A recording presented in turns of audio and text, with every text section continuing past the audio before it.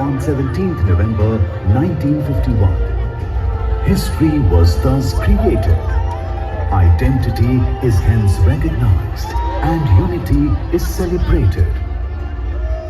The formation and recognition of Karbi Anglong Autonomous Council stands testimony to the history of an epic journey. And we commemorate this historic day. We celebrate the moments that led to what is today.